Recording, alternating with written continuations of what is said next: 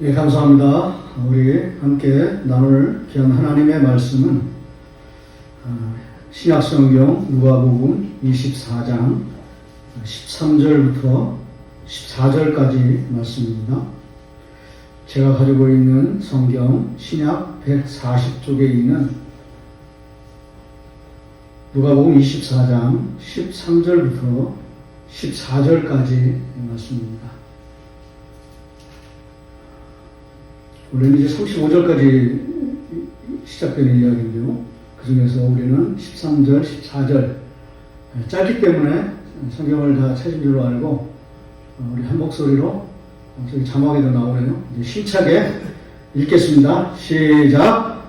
그날에 그들 중 둘이 예루살렘에서 25리 되는 엠마오라 하는 마을로 가면서 이 모든 된 일을 서로 이야기하더라. 아멘. 할렐루야. 아멘. 오늘 주님이 부활하신 그 부활을 기념하는 그런 부활 주일입니다. 이 날을 기념해서 말씀을 듣기 전에 이렇게 좀 인사를 나누겠습니다. 주님 부활하셨습니다. 부활 신앙으로 사십시오. 자, 그렇게 축복하시겠습니다. 자, 시작. 주님 부활하셨습니다. 부활 신앙으로 사십시오. 할렐루야. 여러분들 너무나 잘하시네. 예, 문장이 길어가지고 이게 과연 이게 소화가 될까? 소화 안 되는 많아요. 잘 못하시는 분. 이렇게 하는 분들이 많은데, 여러분들은 아주 정확하게, 그렇게 하나도 안 틀리고 말이죠. 100점에 100점. 할렐루야. 부활하면은 뭐니 해도 산소망이 생각이 납니다. 그렇죠? 부활은 산소망으로 우리가 살아가는 거 아니겠습니까? 예수 그리스도께서 죽음을 이기시고 부활하셔서 승리 가운데로 들어가셔서 우리도 이제 주님과 함께 그 지복의 세계, 저는 그렇게 표현해요. 지극히 복된 세계. 할렐루야. 주님과 함께 신령한 몸으로 변화되어서, 물론 변화산에서 그걸 조금 이제 맛보기로 이렇게 보여주신 그런 것도 있지만, 주님께서 진짜 무덤에서 지옥까지 내려가셨다가 완전히 부활하셔서 그 연속성이라고 하거든요. 우리도 그렇게 되는 거, 그게 이제 연속성이에요. 우리도 주님과 함께 호련히 변화되어서 신령한 몸으로 부활하여서 지복의 세계에서 영원히 주님과 함께 영생 복락을 누리면서 살 줄로 믿습니다. 이게 부활신앙이잖아요. 산소망. 오늘 이 산소망이 여러분 가운데 넘쳐나시기를 축복합니다. 그런데 어떤 분들은 이 부활신앙을 또 부활의 이야기를 십자가로부터 출발하시는 분들이 많아요. 요즘은 또 그렇게 흐름이 또 그런 흐름을 타고 또 많이 바뀌었어요. 십자가가 없으면 부활이 없다. 저는 지난주간에 그래서 십자가를 참 많이 강조했지 않습니까? 죽음이 있어야 그 다음에 생명이 있는 것처럼 십자가가 있어야 부활이 빛난다. 그런 거 잠깐 예수님께서 십자가 잠깐 지시고 그리고 이제 부활하셨다. 그게 아니라 십자가가 완전한 그 신앙의 중심이라는 거죠. 이제 그 중심이 있어야 이제 부활이 시작된다. 이렇게 생각을 하는 거거든요. 그러면서 이제 그런 얘기를 제가 이제 책으로 접하면서 그런 게 의미가 있다면 우리에게 부활의 시작은 어디서부터 시작될까라고 질문을 해보니까 겟세마네 동산에서 우리 주님이 기도하시는 장면이 떠오르는 거예요. 겟세마네 장면에서 여러분 아시잖아요. 예? 이 잔을 할 수 있으면 제게서 옮기시옵소서. 그건 고난이잖아요. 누가 봐도. 견디기 힘든 압박감, 견디기 힘든 아픔이잖아요. 이제 그런 것들을 나중에는 아버지의 뜻대로 원대로 되기를 원하나이다. 할렐루야. 그는 뭘 보여주냐면 제가 해석하기는 고난을 이기는 힘을 보여주는 것이라고 한다면 아마 이것이 부활의 시작이 아닐까. 할렐루야. 부활의 시작은 축복으로 시작되는 거예요. 근데 그 축복은 어떤 것인가? 고난을 이기는 힘인 거예요. 우리 주님이 겟세마네 동산에서 그 말할 수 없는 고난 앞에 기도하시면서 그거를 다 이겨내신 것처럼 고난을 이기는 힘이 부활의 시작이요, 부활의 축복의 시작이라고 한다면 이 부활 신앙이 여러분들 가운데서 시작되기를 축복합니다. 자, 고난을 이기며 사십시오. 자, 그렇게 인사하세요. 자, 시작. 고난을 이기며 사십시오. 여러분, 이게 부활의 시작인 거예요. 그죠? 부활을 십자가로부터 시작한다면, 이제 제가 좀 공부를 해보니까, 아, 이거는 고난을 이기는 힘이구나. 이제 이게 부활의 시작이구나. 그러니까 부활은 축복으로부터 시작된다는 것, 비롯된다는 것, 여러분이 꼭 기억하시기를 바랍니다. 그리고 아까 제가 부활은 산소망이라고 그랬죠? 무슨 소망이라고 했어요? 산소망. 근데 요거를 제가 이 설교를 준비하면서 제가 만든 용어로 바꿨어요. 그건 뭐냐면 살소망. 할렐루야. 저는 부활을 살소망이라고 생각해요. 그 살소망은 뭐냐면 살아갈 수 있는 소망. 산소망은 좀 미래적인 거잖아요. 앞으로 이제 우리가 만나게 될 좀 먼 미래 이야기잖아요. 그런데 그거 말고 진짜 이 땅에서 살아갈 때, 많은 어려움을 겪을 때, 환난을 당할 때, 그때도 진짜 부활의 능력이 있다는 거죠. 그게 뭐냐? 살 소망. 할렐루야. 살아낼 수 있는 소망, 살아갈 수 있는 소망, 살 소망. 이 소망이 여러분 가운데 있어지기를 축복합니다. 그러면 그 부활신앙으로 사시는 거예요. 진짜 실제 이 세상을 살아가면서 여러분들 가운데 산소망도 넘치시고요, 살 소망도 넘치시기를 주의 이름으로 축복합니다. 자, 이렇게 이건 제가 마지막으로 인사하려고 그랬는데 다시 한번 해보세요. 산소망으로 사시고 살 소망으로 사십시오. 자, 시작. 산소망으로 사시고. 아, 여기 보시면서 하세요. 보시면서. 저는 충만하니까 괜찮아요. 여러분들끼리. 자, 시작. 산소망으로 사시고 산소망으로 사십시오. 할렐루야. 오늘 설교 끝. 예? 오늘 설교 끝이에요. 살 소망이 있다는 거죠. 그거를 이제 붙들고 살아가라는 거죠. 이제 그런 것을 제가 생각을 하면서 엠마오로 가는 그 두 제자가 생각이 났어요. 한 사람의 이름은 정확히 나와 있잖아요. 글로바. 자료를 찾아보니까 예수님의 아버지, 그러니까 요셉의 형제로 되어 있어요. 그러니까 이제 삼촌이잖아요. 글로바는 이제 삼촌이에요. 그리고 한 사람은 또 이름이 안 나와 있어요. 근데 이제 사람들이 생각할 때 성경에 좀 더 공부를 해보시면 글로바의 아내라는 표현이 나오거든요. 그게 이제 부부예요. 부부가 이제 낙심해서 고향으로 돌아가는 이야기예요. 그렇게 볼 수도 있고, 또 이제 누가라고 또 생각하는 사람들도 있어요. 근데 누가는 자기 이름을 이제 막 이렇게 밝히는 거를 안 좋아하기 때문에 뭐 그렇다 이렇게 뭐 상관없어요. 근데 사람들은 이게 글로바라고 했으니까 부부가 아닐까 또 이렇게 생각을 해요. 낙심해가지고. 왜냐면 예수님께서 이제 십자가에서 죽으신 것을 처형이라고 생각했잖아요. 더군다나 로마의 그 아주 참혹한 그 합리적인 그런 처형 방법으로 죽으셨잖아요. 이제 그거를 수치라고 저는 생각을 했어요. 그 십자가의 형태를 수치. 그러니까 그렇게 죽은 거예요. 그러니까 실패했다 이렇게 생각하는 거죠. 그리고 유대인들 같으면은 또 하나가 있어요. 마인드가. 그게 뭐냐면 나무에 달린 자마다 저주 아래 있다고 했잖아요. 그러니까 이게 종교적인 저주를 받은 거다. 이 두 가지가 있는 거예요. 예, 그래가지고 예수 그리스도의 십자가의 죽음은 완전한 실패다. 그가 생선의 기적을 행하시고 병자들을 많이 고치시고 그러면 뭐하나. 마지막에 저렇게 비참한 말로를 당하셨는데 이건 의미가 없다.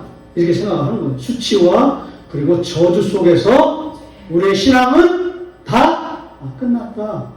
이렇게 여긴 거죠. 그럼 혹시 여러분도 그렇게 살아가지는 않습니까?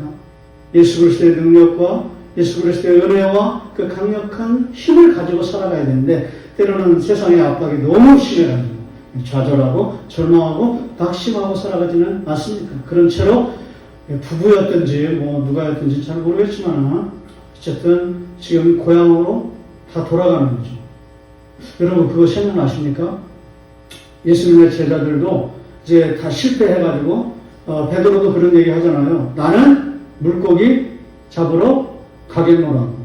다시 옛날로 돌아가겠다는 거죠. 그건 아주 실패의 전형적인 표현이잖아요. 그냥 다 제자들이 그런 거예요. 지금 아주 일방적인 거예요. 아주 그냥 다 그렇게 몹쓸 그런 신앙으로 전락하는 거예요. 여기 엠마오로 내려가는 그 사람들도 똑같이 그런 거죠. 그런데 거기서 부활하신 예수님이 나타나셨잖아요. 그리고 조금 더 이제 여기 읽어보시면 아주 놀라운 장면이 나와요. 그 프레밍 러틀리치는 이걸 어떻게 해석하냐면 참 신비로운 경험이다 이렇게 표현을 했는데요. 그 이제 처음에 이제 잘 몰랐다가 예수님이 부활하신지를 몰랐다가 막 이렇게 뭐 얘기하고 막 풀어주다가 나중에 이런 표현이 나와요.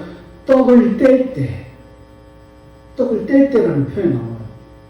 그러면서 이 사람들의 눈이 열려지기 시작한 거예요. 그리고 이제 아주 결정적으로 여기 이제 여기 바뀌었네요. 여기 멋있게 누가 하셨는지 참 감사해요. 아니 여기에 꼴이 있는 줄 알고 진리 안에서 있거라는데 하나님께서 성경을 풀어주실 때에 할렐루야 떡을 뗄 때 그리고 성경을 풀어주실 때 그분이 누구신지를 눈을 떴다 그랬어요. 여러분들에게도 이 부활의 눈이 떠지기를 축복합니다. 그러면서 이제 제가 그 살 소망이라고 그랬잖아요. 살 소망이라고 했잖아요. 그 핵심은 뭐냐면 이 사람들이 전도의 열매를 맺습니다. 할렐루야. 자기 자신, 그 다음에 마누라, 그 다음에 아들이 있어요. 아들.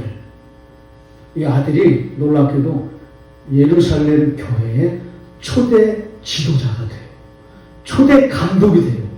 목사님이 돼요. 그러니까 한 가족이 오늘 이 이야기는 엠마오로 내려가는 이 이야기는 예수님이 부활하셔서 부활 사역이죠. 여러분 이걸 기억하세요. 부활하셨다. 이거보다 더 중요한 것은 예수님께서 부활하시고 나서 어떤 일을 하셨는가. 부활 사역이 더 중요한 거예요. 부활하셨다라고 하는 산소망보다 더 중요한 것은 뭐냐면 부활하시고 나서 어떤 일을 하셨는가. 그거는 낙심한 사람들, 절망에 빠진 사람들, 두려움 가운데 있는 사람들을 이렇게 회복시키시는. 그래서 그들이 다시 전도의 현장으로 들어가게 만드시는 전도의 열매를 맺으신 것이 부활 사역입니다. 할렐루야. 이게 엠마오의 이야기의 중심이에요. 왜냐면 이 사람들이 엠마오로 막 가려고 했다가 나중에 부활하신 예수님의 사역을, 전도의 사역을 경험하고 나서 다시 어디로 갑니까? 예루살렘으로 올라가서 예수 그리스도께서 부활하셨다. 그분을 믿어야 우리가 하나님의 백성이 된다라고 전도의 입을 열었다는 것이죠. 전도의 찬송을 열었다는 것입니다. 이게 진짜 부활 사역이에요. 부활 사역은 전도의 열매를 맺는 것입니다. 할렐루야! 여러분들에게도 전도의 그 열매를 맺으시는 전도의 은혜를 경험하시는 여러분이 되시기를 바랍니다. 그리고 이게 진짜 부활 사역이구나 라고 깨달음을 얻는 여러분 되시기를 바라요. 자, 이제 마지막으로 제가 진짜 발견한 게 있어요. 그건 뭐냐면 가룟 유다에 대해서 여러분에게 말씀드렸잖아요. 그죠? 그 어떤 사람들은 이제 가룟 유다가 마지막에 굉장히 비참해가지고 자살도 했고 또 이런 표현을 써서 좀 혐오스러운 표현인데 그 창자 그런 거 이제 그런 게 뭐 밖으로 튀어나왔다고 할 정도. 그 비참한 말로잖아요. 그런 비참한 말로도 있죠. 성경을 좀 읽어보시면은 저 사람은 나지 않았으면 좋았다. 예. 그런 표현도 있잖아요. 그러니까 이제 이 사람이 어떻게 됐는지 안 좋은 쪽으로 갔을 거다 이렇게 생각을 많이 하잖아요. 저도 또 그런 의견도 많고 저도 그런가 보다 했어요. 그런데 이제 그렇게만 볼 거는 좀 조심스러운 부분이 있긴 있어요. 그런데 결론은 내릴 수는 없어요. 그런데 이런 표현이 있어요. 예수님께서 이제 십자가에서 죽으러 가실 때 네가 하고 싶은 일을 해라 그래가지고 가룟 유다가 이제 체포하러 같이 왔잖아요. 군인들하고 그리고 종교 지도자랑. 그때 예수님께서 뭐라고 얘기하시냐면 이 배신할 자요 그러지 않고요. 친구요 그렇게 말씀하세요. 그래서 제가 좀 찾아봤어요. 근데 이게 그냥 한번 딱 불렀다가 그 다음에 친구가 아닌 그런 용어가 아니라 굉장히 지속적이고 영속적인 표현이에요. 이런 표현을 하셨다는 거예요. 친구요. 보통은 예수님께서 그렇게 말씀 안 하세요. 이렇게 막 그 기적을 행하시고 병자들을 고치시고 많은 사람들을 이렇게 전도하고 그렇게 신유의 은사를 행하실 때는 예수님께서 이렇게 제자들과 함께 이렇게 어깨에 이렇게 동무하시면서 어깨 동무했다라고 그렇게 표현하고 사랑하는 자여 이렇게 표현해요. 친구여라는 표현은 없어요. 근데 가룟 유다에게만 그것도 마지막에 십자가에서 죽으시는 현장에 배신당하는 그 현장에서 아주 지속적이고 영속적인 끊어질 수 없는 관계임을 보여주는 친구다. 이렇게 말씀하세요. 그러니까 이 배신을 해도 이거 좀 다시 생각해 봐야 되지 않을까? 이런 생각이 이제 든 거예요. 제가 그 공부하다가. 그리고 또 하나는 회개했다는 표현이 나와요. 그 헬라어를 찾아보니까 메타노이어라고 돼 있어요. 메타노이어는 베드로가 다 울고 나서 회개했잖아요. 그리고 이제 사람들, 성경학자들은 그 회개 때문에 베드로가 하나님의 자녀가 되었다. 이렇게 단정을 줘요.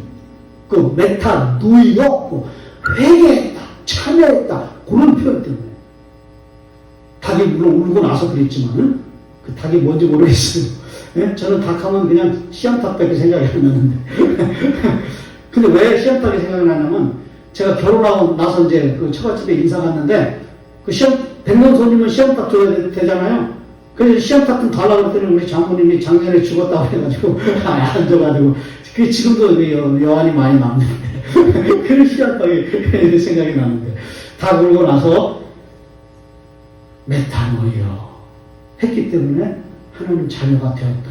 이렇게 얘기하거든요. 베드로가. 그러면 가룟 유다도 똑같이 적용해 줄 수도 있을 수 있을 것 같아요. 메타노이어 참여했다. 그러면 이건 저의 상상이에요. 만약에 부활하신 주님이 물론 엠마오의 제자들도 찾아갔을 것이고 여기 찾아갔습니까? 그리고 물고기 잡으러 가겠다라고 낙심해 있는 제자들을 찾아가잖아요.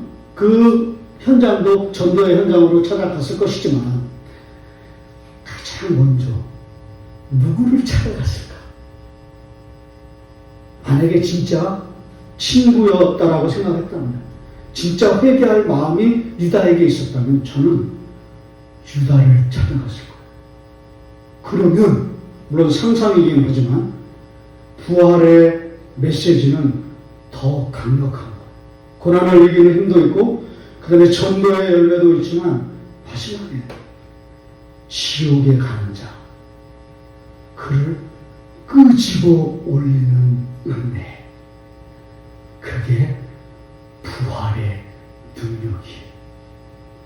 다 죽어가는 자, 살 소망이 없는 자, 지옥으로 향해 끝없이 맹렬하게 가는 자도 마침내 회개함을 통하여서 그 진실성을 받아들이고 그를 부활하셔서 제일 먼저 예수 그리스도께서 찾아가셨다면, 찾아내셨다면 부활은 진짜 살아있는 능력인 것입니다.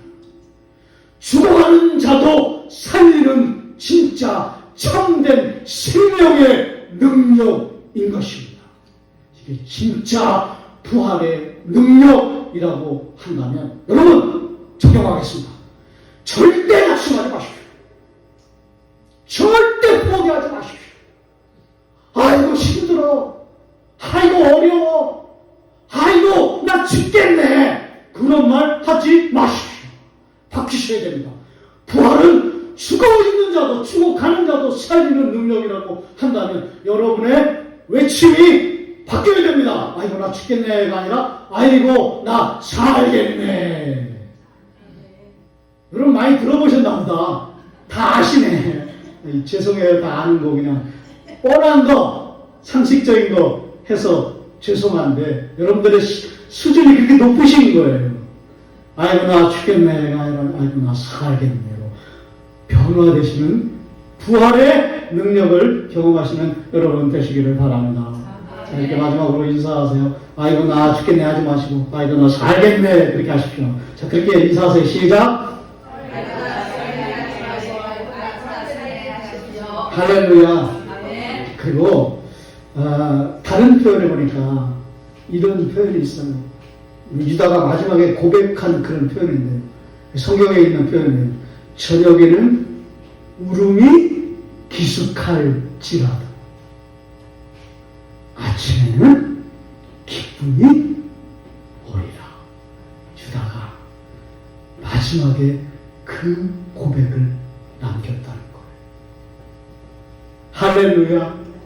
이런 저녁에는 울음이 기숙할지라도 아침에는 부활신앙으로 살 수 있는 살 소망이 충만해서 기쁨이 넘치는 축복의 삶으로 승화되는 은혜를 놀라운 은혜를 경험하는 여러분 모두가 되시기를 주의 이름으로 축원합니다. 기도하시겠습니다.